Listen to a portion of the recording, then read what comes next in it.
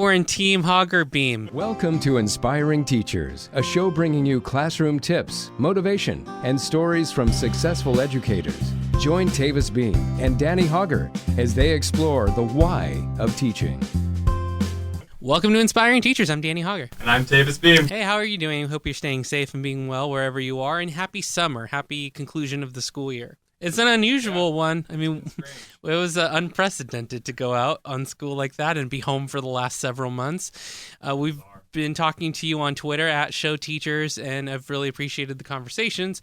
But congratulations, nonetheless, for reaching the conclusion of another school year and being flexible. I'm sure you had to make a lot of adjustments for the end of the year. How did you feel going into the summer this time? Yeah, it was definitely kind of an abrupt ending to the year for me.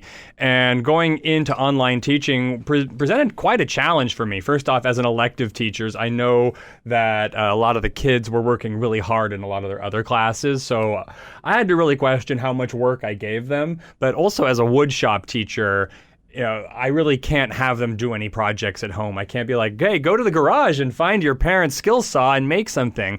There's safety issues and whatnot. And so I gave my kids a few assignments on like how to calculate the cost of wood, because it's not universal. There's difference between like construction lumber and cabinet grade lumber. And so they learned that difference, and they learned about different types of wood. What it really afforded me was a chance to sit down and work out some of the lessons that I had been wanting to do for the last couple of years, but have been neglecting. So in that regard, it was a really, it was really helpful. But I just felt like there wasn't as much I could give my students. Mm-hmm. Yeah, that's the thing. I mean, the thing that resonated with me a lot while you were talking was, I don't remember having that much time ever to plan. Yeah, that's true. When we're not actively teaching, we never get that much planning time during our contract school day. So that was it. But certainly there were a lot of new challenges to meet. And then especially as a woodshop teacher, you were completely changed. Yeah, I mean, I had to completely reinvent what the class meant. And going into next year, I really need to be even more creative. It's going to have to be a lot of online stuff. I mean, I did a lot of stuff that was already flipped in my class. I had all the safety videos on Google Classroom. I had all the basic projects. I had made videos of myself making them so the kids could watch that before they begin the actual construction process. So in that regard, going into next year, I already feel like I've got a bit going for me.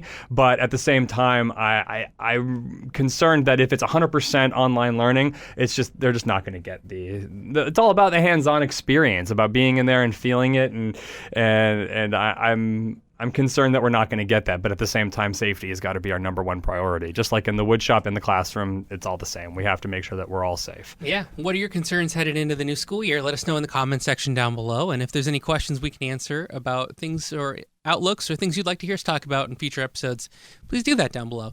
We want to thank our friends at AmpedUpLearning.com for helping support this show again and again. And if you want to get out of the sit and get rut of your teaching, maybe find new activities or new resources like the Freck Trivia resources or the puzzles or the games that will make class memorable, go to AmpedUpLearning.com, use promo code HoggerHistory10 and get 10% off your order. I've been putting up government resources every day. I've been planning in the evenings. I love it. And I tweeted this morning that at Show Teachers that really for all the time during the school year when you say I don't have enough time to do something, I don't have the energy, I don't have the resources, use a little bit of your calm time now and it'll give you dividends later. I mean, that little investment while you have the peace of mind to do 20 minutes in an evening, you can't do that during the school year.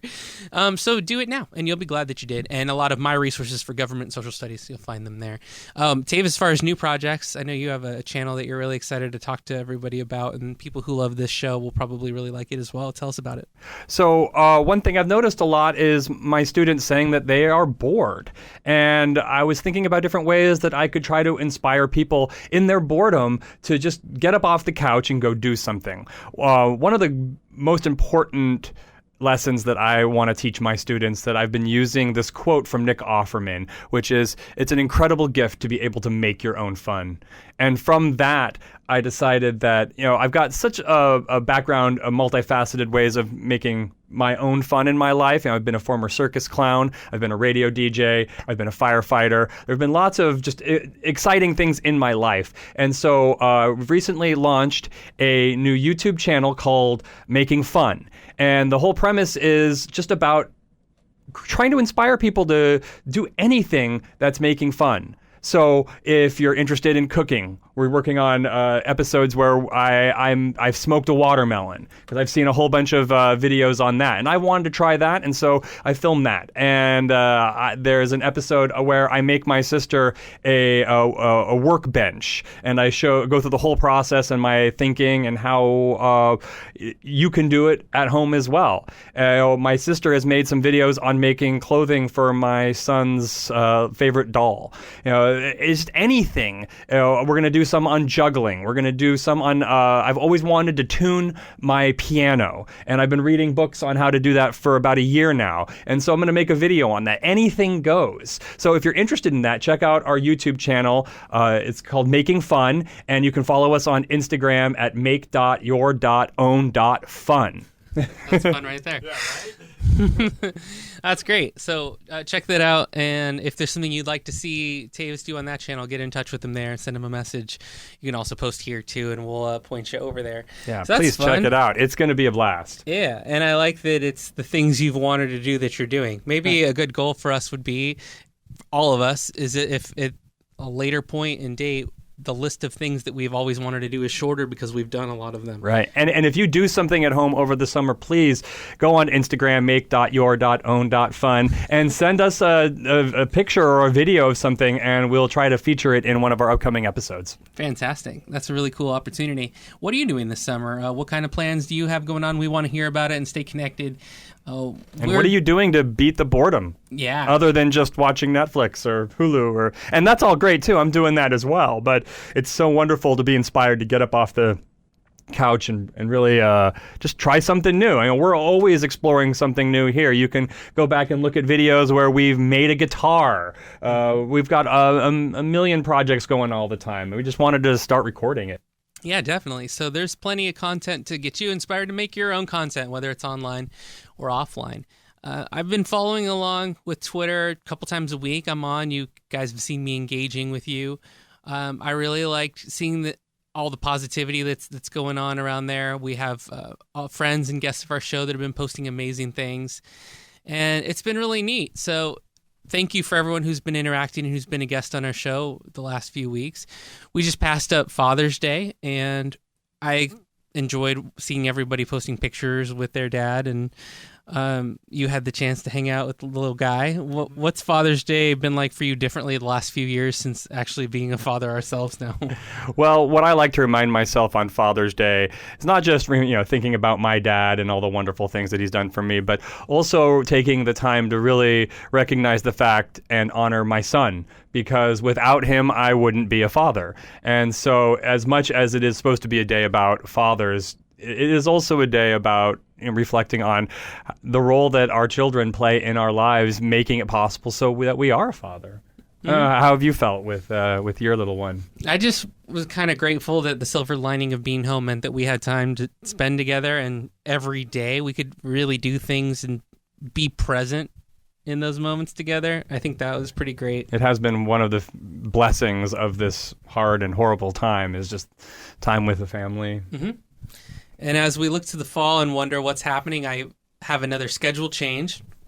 So I'm a high school history teacher, and this fall I will be teaching government. And I thought I was teaching government second semester, which would be spring, but I'll actually be teaching it in the fall. And we're in an election year, so that's going to be exciting. And so I've been posting a lot of new resources, and one that I would like to share now is I made a government resource that can be used anywhere, I would think from 6th grade up to high school.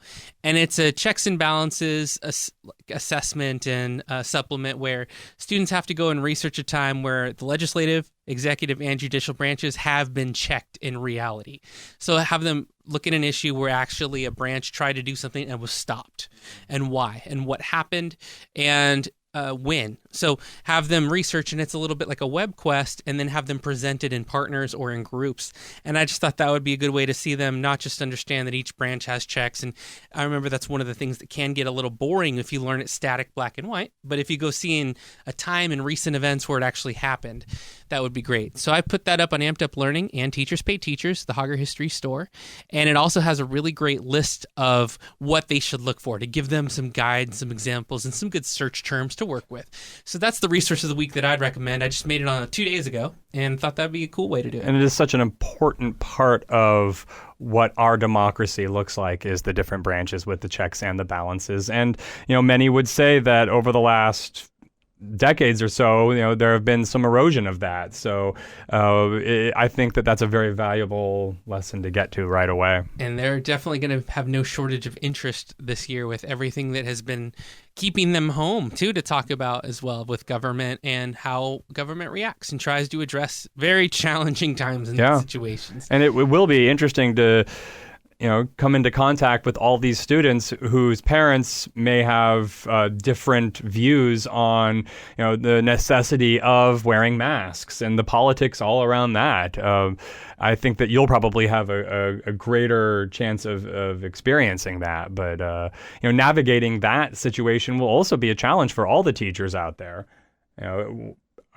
Is it going to be mandatory? What are we going to do if a child isn't going to wear their masks? And then we also know teachers that teach younger kids.